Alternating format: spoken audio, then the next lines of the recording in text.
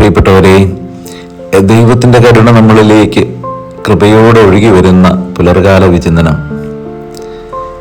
നമുക്ക് ഈ പ്രഭാതത്തിൽ ഈശോയുടെ കരങ്ങളിലേക്ക് നമ്മളെ ഏൽപ്പിച്ചു കൊടുത്ത് നമുക്ക് ഹൃദയപൂർവ്വം പ്രാർത്ഥിക്കാം. തമ്പുരാനെ, ഈ പ്രഭാതം അനുഗ്രഹത്തിൻ്റെതാകണമേ. ഞങ്ങളെല്ലാവരും അനുഗ്രഹിക്കപ്പെടണമേ. ഞങ്ങളേർപ്പെടുന്ന എല്ലാ വ്യാപാരങ്ങളും അനുഗ്രഹിക്കപ്പെടണമേ എന്ന് ഈശോയോട് പ്രാർത്ഥിച്ചുകൊണ്ട് തിരുവചനം നമുക്ക് ശ്രവിക്കാം. ഇന്ന് നമ്മൾ ധ്യാനിക്കുവാൻ പോകുന്ന ദൈവ തിരുവചന ഭാഗം ജോഷുവയുടെ പുസ്തകം 6-ാമത്തെ അധ്യായത്തിലെ തിരുവചന ഭാഗങ്ങളാണ്. ജെറിക്കോ കോട്ടയെ കർത്താവ് ഇസ്രായേൽ മക്കളുടെ കരങ്ങളിലേക്ക് ഏൽപ്പിച്ചു കൊടുക്കുന്നതാണ്. അത് വാളുകൊണ്ടോ വടികൊണ്ടോ യുദ്ധം ചെയ്തോ അല്ല, ദൈവത്തിൻ്റെ നാമത്തിന് സ്തുതിപ്പ് നൽകിയാണ് ദൈവം അവരുടെ മുമ്പിലെ ജെറിക്കോ പട്ടണത്തെ കർത്താവ് കീഴ്പ്പെടുത്തി കൊടുക്കുന്നത്. ഇസ്രായേൽ മക്കൾ വാഗ്ദാന പേടകവും എടുത്തുകൊണ്ട് 6 ദിവസം കോട്ടയ്ക്ക് ചുറ്റും ഓരോ പ്രാവശ്യം നടന്നു. 7-ാമത്തെ ദിവസം 7 പ്രാവശ്യം കോട്ടയുടെ ചുറ്റും നടന്ന് കാഹളം മുഴക്കി.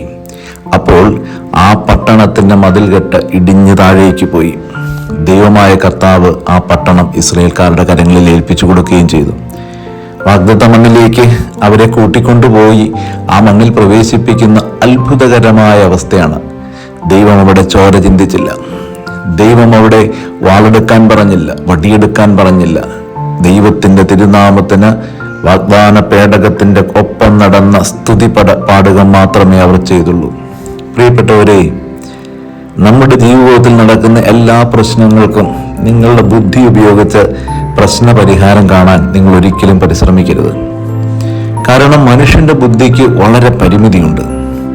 എല്ലാ കാര്യങ്ങളും നിങ്ങളുടെ ബുദ്ധിയോ തന്ത്രങ്ങളോ ഉപയോഗിച്ച് കീഴ്പ്പെടുത്തി ജീവിക്കാമെന്ന് വിചാരിച്ചാൽ നിങ്ങൾ പരാജയപ്പെട്ടു പോകും. നിങ്ങളുടെ ബുദ്ധി കൊണ്ടോ കഴിവ് കൊണ്ടോ മാറ്റാൻ പറ്റാത്ത പ്രതിസന്ധികളിലൂടെയാണ് നിങ്ങൾ കടന്നു പോകുന്നതെങ്കിൽ ഒന്ന് നിങ്ങൾ ഉറപ്പിച്ചുകൊള്ളുക, ദൈവത്തിൻ്റെ കരങ്ങളുടെ കീഴിൽ നിങ്ങൾ താഴ്മയോടെ നിന്നുകൊണ്ട് സ്തുതിപ്പ് മാത്രം ചെയ്യുക. ദൈവനാമത്തെ സ്തുതിച്ചുകൊണ്ടേയിരിക്കുക. ദൈവം നിനക്ക് വേണ്ടി അനുകൂലമായ ഒരവസ്ഥ അപ്പോൾ രൂപപ്പെടുത്തി തരും. ഏത് പ്രതിസന്ധിയോ ഏത് പ്രശ്നങ്ങളോ കർത്താവിൻ്റെ തിരുനാമത്തെ സ്തുതിക്കുന്നതിലൂടെ മാറിപ്പോകാത്ത ഒന്നും നിന്റെ ജീവിതത്തിൽ ഉണ്ടാവില്ല. ദൈവ തിരുനാമത്തെ നീ സ്തുതിച്ചുകൊണ്ടേയിരിക്കുക. അപ്പോൾ വാളും വടിയും പ്രതിസന്ധിയും കണ്ണുനീരും കഷ്ടപ്പാടുമില്ലാതെ ദൈവം നിന്റെ മുമ്പിൽ ഒരു സാധ്യതയുടെ വാതിൽ തുറന്നു തരും. ജീവിതത്തിൽ നിരാശപ്പെടേണ്ട കാര്യമില്ല. മനുഷ്യന്റെ കഴിവിനപ്പുറത്ത് നിൽക്കുന്നതാണ് ദൈവത്തിൻ്റെ തിരുനാമം. ആ തിരുനാമത്തെ ശക്തിയോടുകൂടെ സ്തുതിക്കുവാൻ ഏത് വ്യക്തി ഈ ലോകത്ത് തീരുമാനമെടുക്കുന്നോ അവൻ അനുഗ്രഹീതനായി മാറും. അവൻ്റെ ജീവിതത്തിലെ എല്ലാ പ്രതിസന്ധികളും ദൈവം എടുത്തു മാറ്റുകയും ചെയ്യും. അതുകൊണ്ട് ഇന്നു മുതൽ ജീവിതത്തിൽ നീ നേരിടുന്ന ഏത് പ്രതിസന്ധിയുടെയും ഏത് കണ്ണുനീരിൻ്റെയും ഏത് പ്രശ്നത്തിൻ്റെയും നടുവിൽ നിൽക്കുമ്പോഴും കരമുയർത്തുക, ദൈവത്തിൻ്റെ നാമത്തെ ശക്തിയോടെ സ്തുതിക്കുക. അപ്പോൾ സകല ബന്ധനങ്ങളും സകല കോട്ടകളും നിന്റെ കൺമുമ്പിൽ ദൈവം അടർത്തി മാറ്റുന്ന അനുഭവത്തിലൂടെ കടന്നു പോകാൻ പറ്റും. ഇതാണ് വിശ്വാസം. ഇതാണ് ദൈവസ്നേഹത്തിൽ അധിഷ്ഠിതമായ ജീവിതത്തിൻ്റെ ചര്യ.